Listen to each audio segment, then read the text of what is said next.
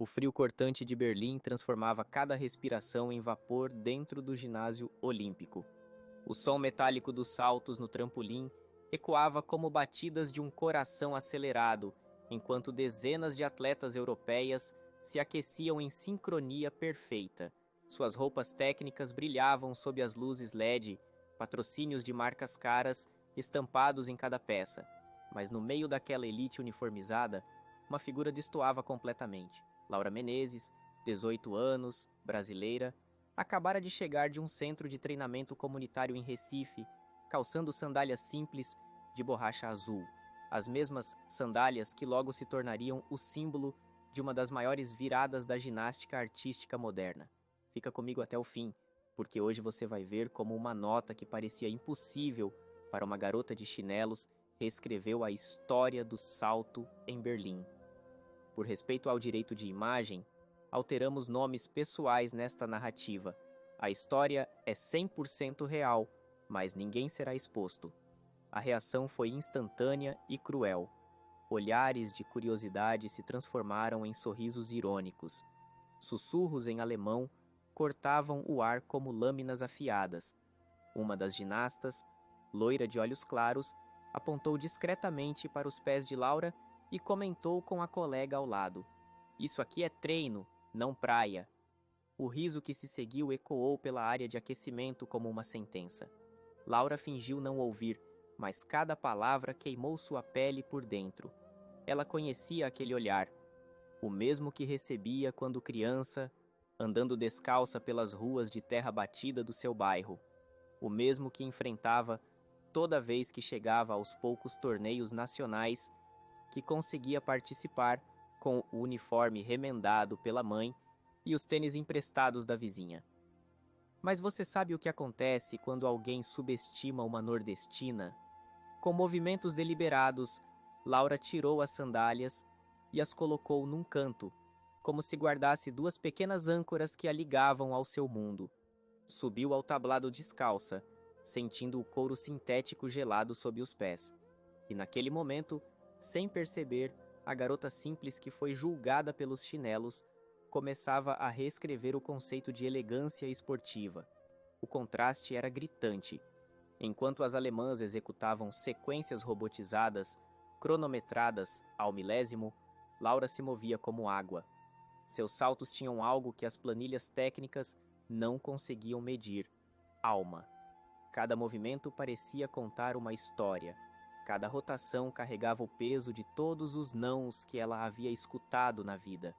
Clara Vogel, a estrela local de 22 anos, observava de longe com uma sobrancelha arqueada. Tricampeã europeia, ela estava acostumada a ser o centro das atenções. Seus patrocinadores pagavam mais de €500 mil por ano, e sua rotina de treinos incluía fisioterapeutas, nutricionistas e psicólogos esportivos. Tudo que Laura não tinha. Como uma menina que treina em quadra emprestada pode competir com isso? Durante uma pausa, Laura ouviu fragmentos de conversa entre as atletas europeias. "Ela é talentosa, isso é óbvio", disse uma delas, "mas parece amadora. Com essas sandálias, achei que fosse alguém da limpeza." Não havia ódio nas palavras, mas o veneno estava na naturalidade com que eram pronunciadas, como se fosse impossível conceber que talento pudesse vir empacotado daquela forma. Laura sorriu por fora, mas por dentro fez uma promessa silenciosa que mudaria sua vida. "Vou fazer vocês lembrarem do meu nome pelo que eu faço, não pelo que eu visto." A história de Laura começou muito antes daquele ginásio alemão. Filha de Conceição, faxineira, e de João, pedreiro, ela cresceu num conjunto habitacional onde os sonhos pareciam luxo demais para quem mal tinha o básico.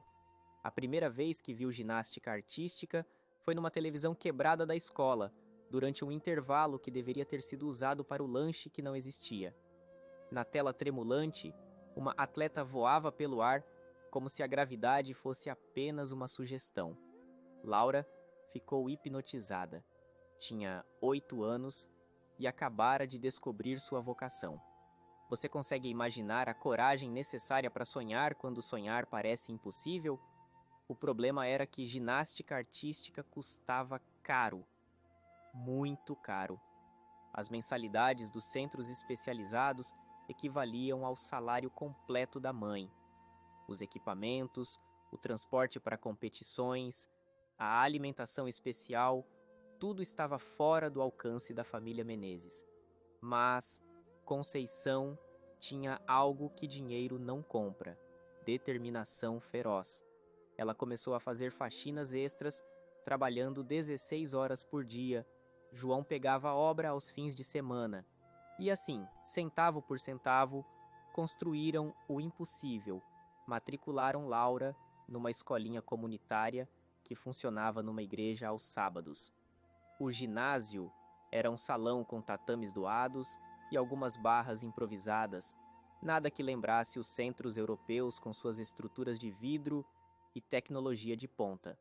Mas era ali que Laura aprendeu que técnica é importante, mas paixão é insubstituível. Seu primeiro treinador foi professor Carlinhos, um ex-militar que ensinava movimentos básicos para crianças da comunidade. Ele não tinha certificação internacional nem diploma em educação física. Tinha algo melhor: olho clínico e coração imenso. Essa menina voa diferente, ele disse à mãe de Laura depois do primeiro mês. Ela não salta, ela dança no ar. Que tipo de talento precisa ser esse para brilhar, mesmo em condições tão limitadas? Aos 12 anos, Laura participou de sua primeira competição estadual. Chegou de ônibus comum, com uniforme costurado pela mãe e sapatilhas de segunda mão. As outras meninas pareciam pequenas princesas ao lado dela. Mas, quando chegou sua vez no solo, algo mágico aconteceu. Ela não apenas executou os movimentos, ela os reimaginou. Transformou uma série técnica numa apresentação artística. O público, que sussurrava sobre sua aparência, se calou para vê-la voar. Ficou em terceiro lugar. Chorou no pódio não de tristeza, mas de alívio. Finalmente, alguém havia visto além da superfície. Professor Carlinhos estava certo. Laura não saltava, dançava no ar. E aquela dança estava prestes a ser notada por pessoas muito importantes. Aos 15 anos, durante um campeonato nacional, um olheiro da Confederação Brasileira a viu competir. Ficou impressionado não apenas com a técnica, mas com algo intangível na forma como ela se movia. Essa garota tem fogo, anotou em seu relatório. O convite para integrar a seleção juvenil chegou 3 meses depois. Laura leu a carta oficial 5 vezes antes de acreditar. Conceição chorou tanto que molhou o papel. Mas você acha que foi fácil a partir daí? A mudança para o Centro de Treinamento Nacional em São Paulo foi brutal. Laura se viu numa estrutura profissional pela primeira vez, cercada de atletas que treinavam há anos em condições ideais.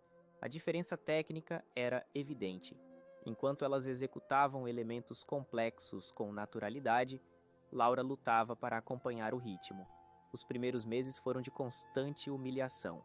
Não intencional, mas humilhação mesmo assim. Comentários sobre sua base técnica deficiente, sobre seus vícios de movimento adquiridos no treino improvisado. Cada observação era uma cutilada na autoestima. Ela tem potencial, mas precisa reconstruir tudo do zero. Ouvia os técnicos conversando. Vai levar anos para corrigir esses hábitos. Laura quase desistiu 3 vezes naquele primeiro ano. A saudade de casa, a pressão técnica, a sensação constante de estar atrasada em relação às outras. Ligava para a mãe chorando, dizendo que queria voltar. Filha, respondia Conceição com a voz cansada após mais um dia de 16 horas de trabalho. Você acha que eu trabalho tanto assim por quê? Para você desistir na primeira dificuldade? Mostra para eles do que uma nordestina é capaz. E se o talento não bastasse para vencer o preconceito? A virada começou com a chegada de uma nova técnica, Marina Santos, ex-atleta olímpica que entendia a realidade brasileira. Ela viu em Laura algo que os outros técnicos estavam tentando apagar: a originalidade. "Não vamos mudar seu estilo", disse Marina no primeiro treino juntas. "Vamos refiná-lo." Foi Marina quem ensinou Laura a transformar sua espontaneidade natural em arma técnica. A nordestina aprendeu a manter sua essência artística enquanto aprimorava a precisão dos movimentos. Não era mais sobre copiar o padrão europeu, era sobre criar algo novo. Em 2 anos de trabalho intenso, Laura se transformou numa atleta completa. Mantinha a fluidez que a tornava única, mas agora executava elementos de alta dificuldade com segurança. Era a síntese perfeita entre técnica e arte. Aos 18 anos, foi convocada para a primeira competição internacional, o Campeonato Europeu de Berlim. Uma oportunidade única de mostrar que o Brasil tinha talento para competir no mais alto nível. Você acredita que alguém pode carregar o peso de todo um país nos ombros? A viagem para Berlim foi a primeira vez que Laura pisou fora do Brasil. O aeroporto de São Paulo já parecia outro mundo. Imagine a capital alemã. Tudo era diferente. O frio, a arquitetura, o idioma, até o cheiro do ar. No hotel da delegação, Laura dividia quarto com Beatriz, uma ginasta experiente que competia internacionalmente há 5 anos. "Relaxa", disse Beatriz, vendo o nervosismo da companheira. "Eles são bons, mas não são deuses. Vocês têm o mesmo número de ossos e músculos." Mas quando Laura chegou ao ginásio para o primeiro treino, toda a confiança evaporou. A estrutura era algo que ela só havia visto em documentários. Equipamentos de última geração, quadras com dimensões perfeitas, sistema de som profissional, câmeras de alta definição captando cada movimento. E as atletas? Deus, as atletas pareciam ter saído de uma revista. Todas loiras, todas altas, todas com uniformes impecáveis e patrocínios estampados. Elas se movimentavam pelo espaço como se fossem donas do lugar. E tecnicamente eram mesmo. Como se sente sendo a única diferente num mar de perfeição padronizada? Foi então que Laura cometeu o erro que mudaria sua vida. Esqueceu de trazer tênis apropriados para o aquecimento e apareceu com as únicas sandálias que possuía, as mesmas que usava para caminhar pela praia em Recife, para ir ao mercado com a mãe, para tudo na vida. O impacto foi imediato, não de admiração, mas de incredulidade. Como alguém podia chegar a uma competição internacional calçando chinelos de R$ 5? "Isso aqui é treino, não praia", veio o comentário, acompanhado de risos que cortaram o ar como vidro quebrado. Naquele momento, Laura entendeu que não estava apenas competindo pelo ouro. Estava lutando contra um sistema inteiro que a via como intrusa. Cada salto seria um grito de resistência. Cada nota, uma vitória contra o preconceito. Ela tirou as sandálias, colocou-as de lado, como quem se desfaz de uma âncora, e subiu ao tablado descalça. Era hora de mostrar que elegância não está no que se calça, mas em como se voa. O treino que se seguiu foi revelador. Enquanto as europeias executavam rotinas mecânicas, Laura transformava cada série numa pequena obra de arte. Seus movimentos tinham algo que nenhuma planilha técnica conseguia quantificar: emoção genuína. Clara Vogel, a favorita local, observava com crescente incômodo. Havia algo na forma como a brasileira se movia que desafiava tudo que ela conhecia sobre ginástica. Não era apenas técnica, era pura expressão. Durante uma pausa, ouviu uma das técnicas alemãs comentar baixinho: "Interessante, estilo completamente diferente." Era o primeiro sinal de respeito, mas também o primeiro indício de que a competição seria mais acirrada do que todos imaginavam. À noite, no quarto do hotel, Laura ligou para casa. "Mãe, eles me olham como se eu fosse de outro planeta", disse com a voz cansada. "Filha", respondeu Conceição, "você é de outro planeta. Do planeta onde as pessoas lutam pelo que querem. Amanhã, mostra para eles qual é a diferença." Você consegue sentir o peso da expectativa de toda uma família, de toda uma comunidade?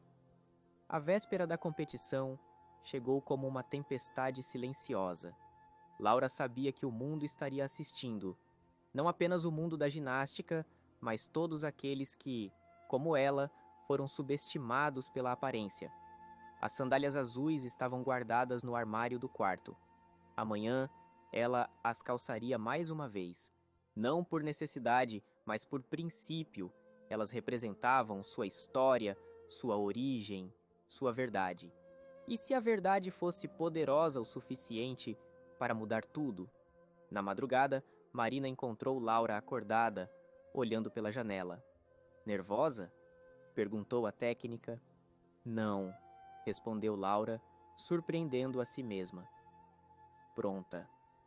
Era verdade. Todos os anos de treino, todas as humilhações, todas as noites em que quis desistir, tudo havia levado a este momento. Laura Menezes, a garota das sandálias, estava pronta para voar mais alto do que qualquer europeia imaginava ser possível. O ginásio a aguardava. As rivais a subestimavam. O mundo estava assistindo.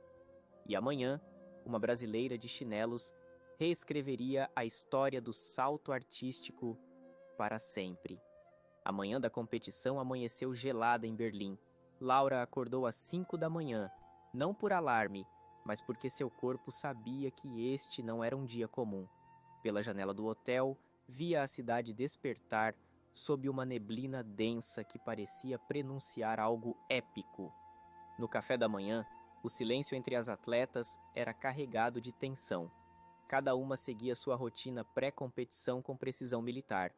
Clara Vogel mastigava sua aveia em silêncio, calculando mentalmente cada movimento que executaria dali a poucas horas.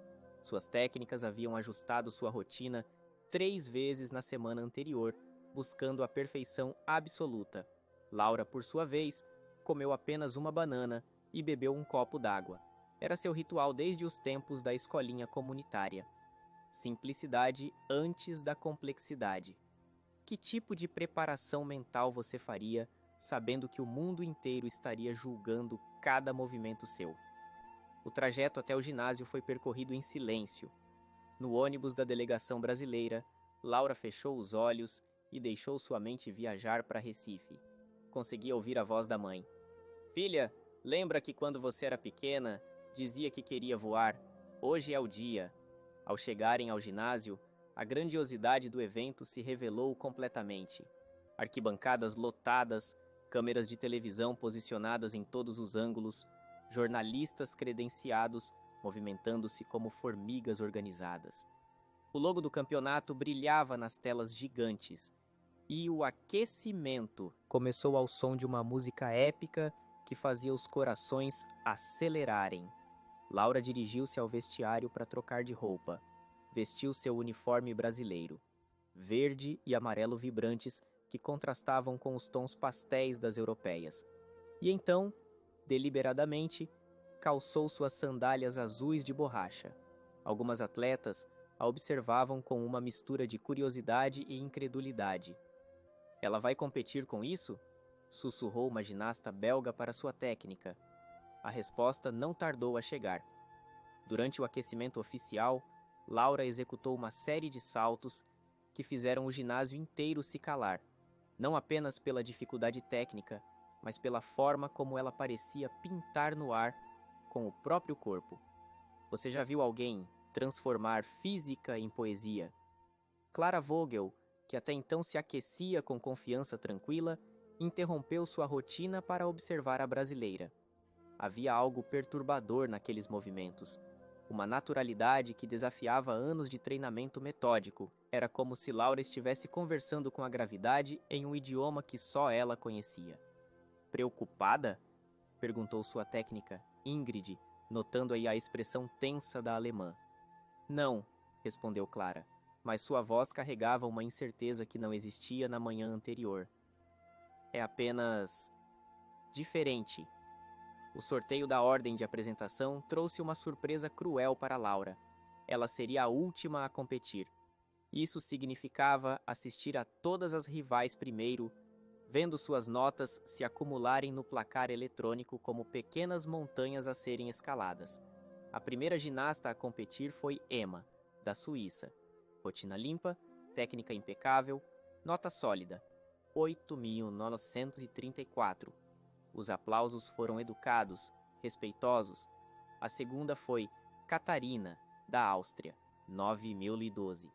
Cada nota que aparecia no placar aumentava a pressão sobre Laura.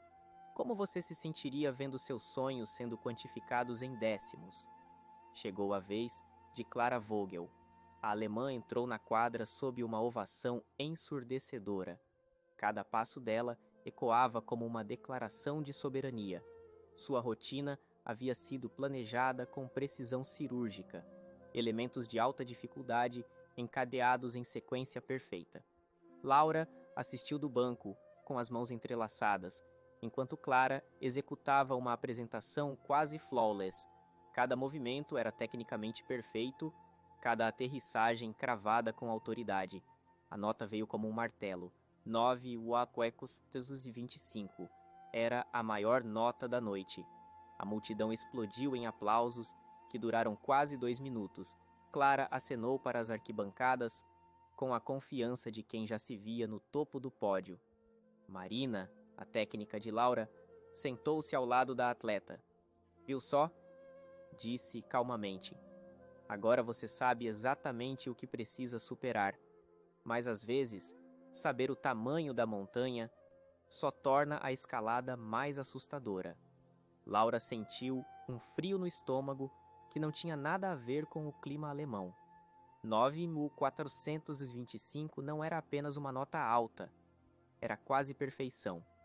Para superá-la, precisaria executar não apenas a rotina da sua vida, mas algo que transcendesse a própria ginástica.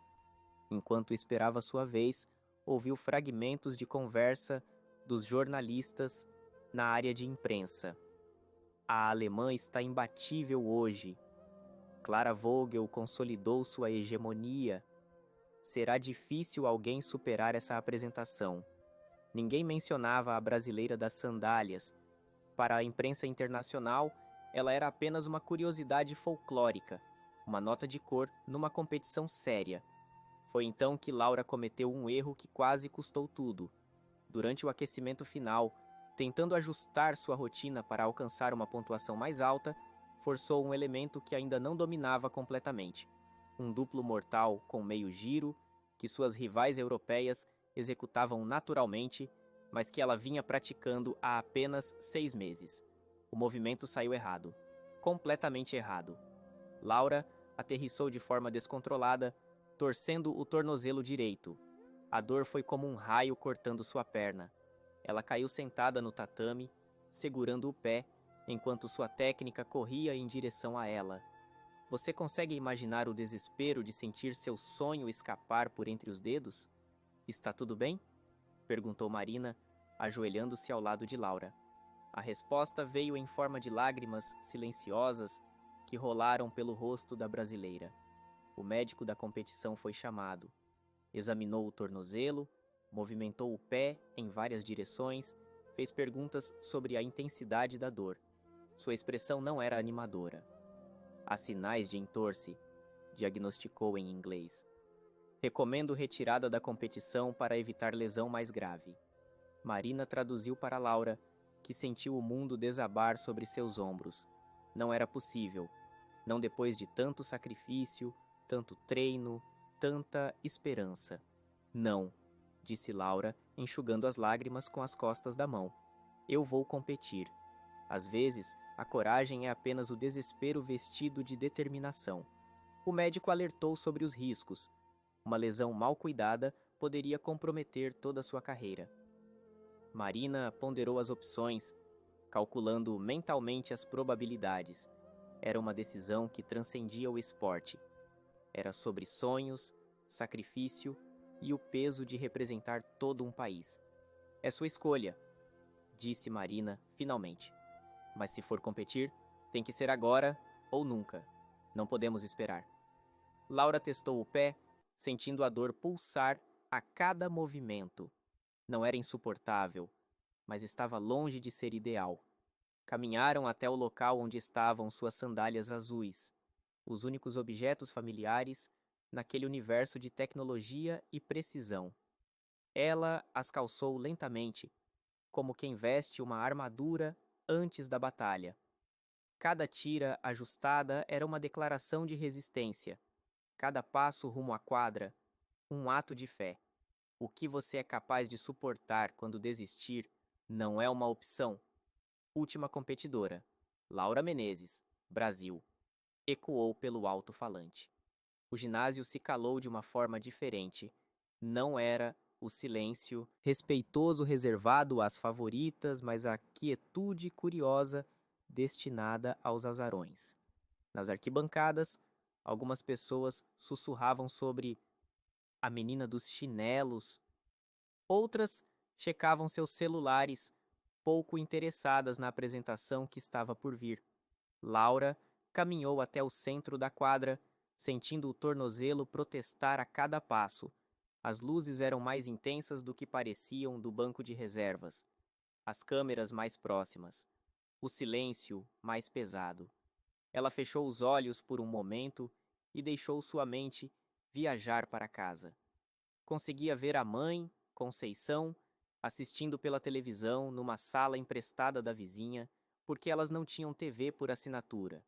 Conseguia imaginar professor Carlinhos reunindo as crianças da escolinha comunitária para torcer pela filha que ele ajudou a criar. Todo o Brasil estava assistindo através dela. Cada movimento seria uma representação de milhões de pessoas que, como ela, foram subestimadas pela aparência. Mas quando Laura abriu os olhos e olhou para o aparelho onde competiria, uma onda de pânico a atingiu. O tornozelo latejava. As luzes pareciam mais ofuscantes, a quadra mais intimidadora. E pela primeira vez, desde que chegara a Berlim, Laura se sentiu pequena, muito pequena. Foi quando ela percebeu algo terrível. Por alguns segundos, havia esquecido completamente sua rotina. Tem momentos na vida em que o medo paralisa mesmo os mais corajosos. A música começou e Laura permaneceu parada. Não por escolha, mas por puro terror. Sua mente estava em branco, como se alguém tivesse apagado todos os seus anos de treinamento. O tornozelo doía, as luzes queimavam e 9.000 pessoas aguardavam em silêncio. Marina gritou algo do banco, mas as palavras se perderam no eco do ginásio. Clara Vogel, que assistia da área de atletas, franziu o senho, percebendo que algo estava errado. 5 segundos passaram. 10. 15. Laura estava congelada no centro da quadra, como uma estátua de desespero vestida de verde e amarelo. Foi quando ela olhou para baixo e viu suas sandálias azuis. Simples, gastas, autênticas. Elas a trouxeram até ali. Carregavam a poeira das ruas de Recife, o suor dos treinos na quadra emprestada, o amor de uma mãe que trabalhou 16 horas por dia para tornar um sonho impossível em realidade. E então, como um raio de luz cortando a escuridão, Laura lembrou das palavras de Conceição. Filha, o que vale não é o que você calça, é o quanto você pisa firme no chão. A música ainda tocava. Ainda havia tempo. Laura respirou fundo, sentiu o peso familiar das sandálias e deu o primeiro passo. Não era mais a garota assustada de segundos atrás. Era Laura Menezes de Recife, filha de Conceição e João, pupila de professor Carlinhos, representante de todos que ousam sonhar grande. Você já sentiu o momento exato em que o medo se transforma em força? Ela começou a correr em direção ao aparelho. O tornozelo ainda doía, mas a dor agora era apenas mais um obstáculo a ser superado. Cada passada a aproximava não apenas do salto, mas da chance de provar que talento não tem sotaque, que elegância não tem preço e que sonhos não conhecem fronteiras. O momento da decolagem se aproximava. Laura sabia que os próximos segundos definiriam não apenas sua classificação, mas o significado de toda a sua jornada. Nas arquibancadas, um silêncio diferente se instalou. Era o tipo de quietude que antecede algo épico, quando até o ar parece prender a respiração. Laura saltou, e no ar, por uma fração de segundo que durou uma eternidade, ela não era mais a garota das sandálias ou a brasileira azarã. Era simplesmente uma artista pintando sua obra-prima no espaço tridimensional da arena. Mas a aterrissagem revelaria se seria uma obra de arte ou uma tragédia. O corpo de Laura cortou o ar como uma flecha dourada sob as luzes do ginásio. Naquele instante, suspenso no tempo, ela não era mais a garota subestimada. Era pura física transformada em arte. Seus braços desenhavam linhas perfeitas, suas pernas encontravam ângulos que pareciam desafiar a geometria, e todo o seu ser vibrava numa frequência que transcendia a ginástica. Mas gravidade é implacável, e o chão se aproximava. A aterrissagem veio como um trovão silencioso. Os pés de Laura tocaram o solo com uma precisão que fez o ginásio inteiro prender a respiração, sem vacilo, sem correção, sem 1 milímetro de desequilíbrio. Era como se ela tivesse negociado pessoalmente com as leis da física. O silêncio que se seguiu durou apenas 2 segundos, mas foram 2 segundos que reescreveram a história da ginástica artística. Então a explosão chegou. 9.000 pessoas se levantaram ao mesmo tempo, como se uma força magnética as tivesse puxado para cima. O aplauso não era apenas barulho, era uma confissão coletiva de que acabavam de presenciar algo que transcendia o esporte. Era arte pura, materializada em movimento humano. Você já assistiu a algo tão perfeito que sentiu vontade de chorar?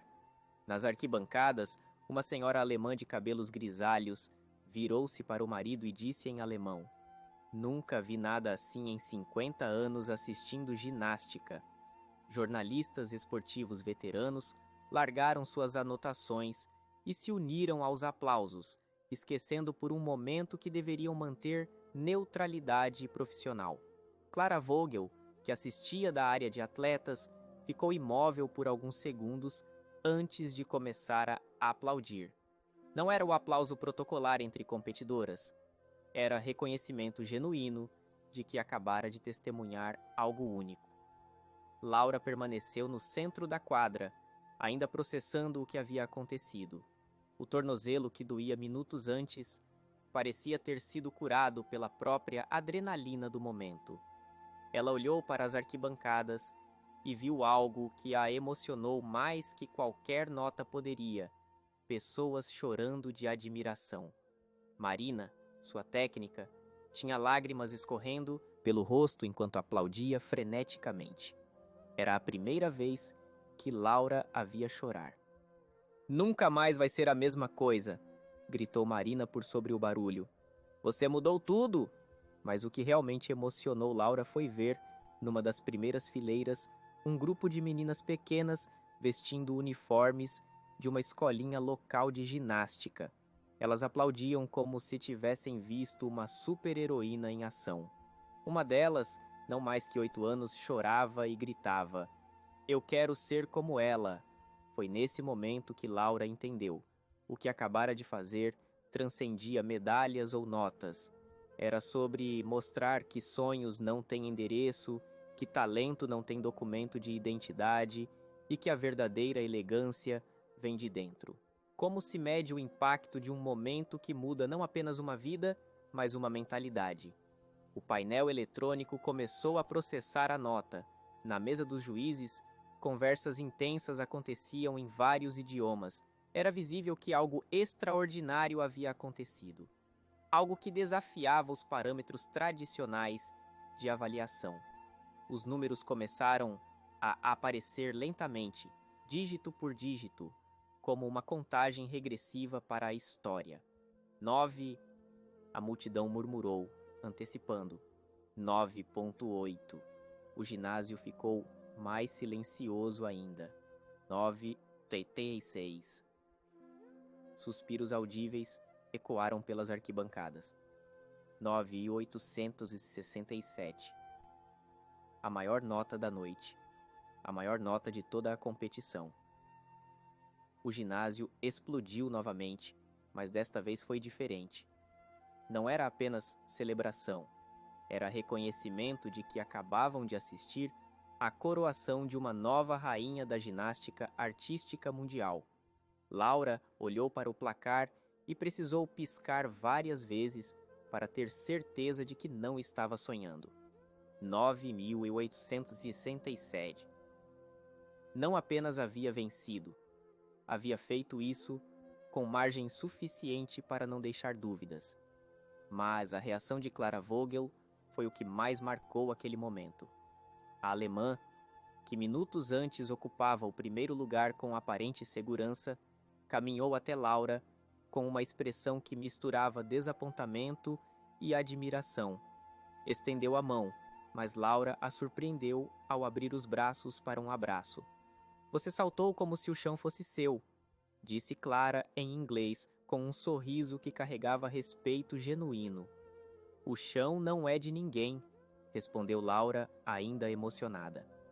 É de quem tem coragem de pisar nele. Aquele abraço entre as duas rivais se tornou a imagem mais compartilhada da competição nas redes sociais. Era a síntese perfeita do que o esporte pode ser quando transcende nacionalidades e preconceitos. Você acredita que rivalidade e respeito podem coexistir no mais alto nível? A cerimônia de premiação foi surreal para Laura. Ouvir o hino brasileiro ecoar por aquele ginásio alemão, ver a bandeira verde e amarela sendo hasteada acima das outras, sentir o peso da medalha de ouro no pescoço, tudo parecia um sonho do qual ela não queria acordar. Mas foi na coletiva de imprensa que Laura realmente consolidou seu legado. Um jornalista alemão, o mesmo que dias antes havia perguntado ironicamente sobre ela treinar de chinelos, levantou a mão. Laura, hoje você provou que estava certo. Quem disse que o importante é o salto, não o sapato? Que mensagem você deixa para jovens atletas? Laura respirou fundo e olhou para as câmeras que transmitiam suas palavras para o mundo todo. Hoje entendi que elegância não está no uniforme, mas na atitude. O ouro pesa menos que o preconceito, mas brilha muito mais. E se você tem um sonho, não deixe ninguém te dizer que suas sandálias não são boas o suficiente para levá-lo até lá. A frase viralizou em questão de horas. Sandálias de ouro se tornou trending topic mundial. Vídeos da apresentação de Laura foram vistos milhões de vezes, sempre acompanhados de comentários emocionados de pessoas que se identificavam com sua história. Mas o verdadeiro impacto da vitória de Laura só seria compreendido nos meses seguintes. De volta ao Brasil, ela foi recebida como heroína nacional. O aeroporto de Recife estava lotado de crianças carregando cartazes e usando sandálias coloridas. O professor Carlinhos, seu primeiro treinador, estava na primeira fila, chorando, sem esconder. Você lembra quando eu disse que essa menina voava diferente? Ele disse aos repórteres. Hoje o mundo inteiro sabe do que eu estava falando. Conceição, a mãe de Laura, finalmente pôde parar de trabalhar 16 horas por dia. Não por causa do dinheiro dos patrocínios que surgiram após a vitória, embora eles tenham chegado em abundância, mas porque podia se dedicar integralmente ao projeto que nascia daquela medalha de ouro. Como um momento pode mudar não apenas uma vida, mas gerações futuras. 6 meses após Berlim, Laura inaugurou o Instituto Sandálias de Ouro, um centro de treinamento comunitário em Recife que oferecia ginástica artística gratuita para crianças de baixa renda. A estrutura foi construída no mesmo bairro onde ela cresceu, a 15 minutos de caminhada da casa onde ainda vivia com os pais. O instituto não era apenas sobre ginástica, era sobre mostrar que talento pode florescer em qualquer solo, desde que tenha água e sol suficientes. Em menos de um ano, mais de 200 crianças estavam matriculadas, muitas usando as mesmas sandálias simples que Laura tornou famosas. Durante a inauguração, Laura fez questão de usar aquelas sandálias azuis de borracha que a acompanharam até Berlim. Elas agora ocupavam um lugar de honra no hall do instituto, numa vitrine de vidro com a inscrição: Elegância não está no que você calça, mas em como você caminha. O programa atraiu atenção internacional. Federações de ginástica de vários países enviaram observadores para estudar os métodos desenvolvidos no instituto. O que descobriram foi revolucionário. Quando você remove as barreiras socioeconômicas do esporte, o talento floresce de formas inimagináveis. 3 anos após Berlim, o Instituto já havia produzido 5 atletas que competiam em nível nacional. Uma delas, Júlia, de apenas 12 anos, treinava descalça por escolha própria e já era cogitada para a seleção juvenil brasileira. Laura me ensinou que não preciso ter vergonha de onde venho, disse Júlia numa entrevista. Ela me mostrou que posso usar essa origem como força. Mas talvez o legado mais importante de Laura não esteja nas medalhas ou nos recordes quebrados pelas atletas que ela inspirou. O verdadeiro legado está nas meninas que nunca pisaram num ginásio, mas que aprenderam através dela que sonhos não têm dress code. Está nas mães que trabalham em múltiplos empregos para dar oportunidades aos filhos, sabendo que o esforço vale a pena. Está nas crianças que olham para suas condições limitadas e veem possibilidades em vez de obstáculos. Você consegue imaginar quantas vidas uma pessoa pode tocar quando decide ser autenticamente ela mesma? Clara Vogel, a alemã que foi superada naquela noite memorável em Berlim, se tornou uma das maiores defensoras do trabalho de Laura. 2 anos após a competição, visitou o Instituto Sandálias de Ouro e ficou uma semana ajudando nos treinamentos. Laura não me venceu apenas na ginástica, disse Clara durante a visita. Ela me ensinou que competir é sobre tirar o melhor de nós mesmos, não sobre diminuir os outros. As duas se tornaram grandes amigas e embaixadoras de um projeto conjunto entre federações alemã e brasileira para democratizar o acesso à ginástica artística. A iniciativa, batizada de Bridges in Sports, já estava sendo replicada em 12 países. Laura continuou competindo por mais 3 anos após Berlim, acumulando títulos e recordes. Mas ela sempre disse que a medalha que mais a orgulhava era aquela primeira, conquistada num ginásio gelado da Alemanha, calçando sandálias de R$ 5. Aos 24 anos, ela se aposentou das competições para se dedicar integralmente ao Instituto e à formação de novos talentos. Em sua última competição oficial, fez questão de usar novamente as sandálias azuis de borracha, agora desbotadas pelo tempo, mas ainda carregadas de simbolismo. Estas sandálias me levaram mais longe do que qualquer tênis de marca poderia, disse em sua cerimônia de despedida. Elas me ensinaram que o valor de uma pessoa não está no que ela possui, mas no que ela é capaz de fazer com o que tem. Hoje, 10 anos após aquela noite mágica em Berlim, Laura Menezes é considerada uma das figuras mais influentes da ginástica mundial.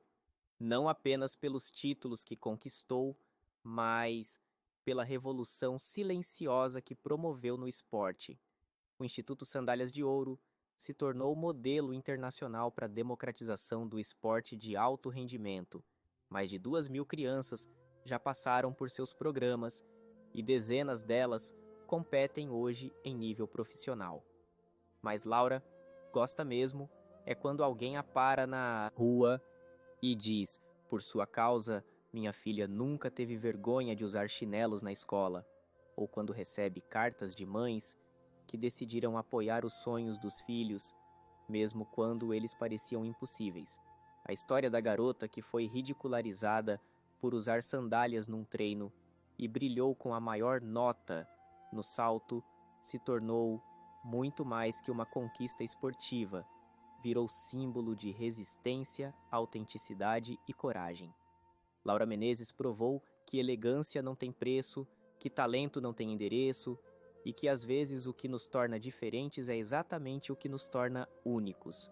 E toda vez que uma criança em qualquer parte do mundo olha para seus pés descalços ou suas sandálias simples e decide que isso não vai impedi-la de sonhar grande, o legado de Laura continua vivo, porque alguns voos mudam não apenas quem voa, mas todos que assistem. E você? Qual é a sua sandália azul? Que parte de você que já foi motivo de vergonha pode se tornar sua maior força?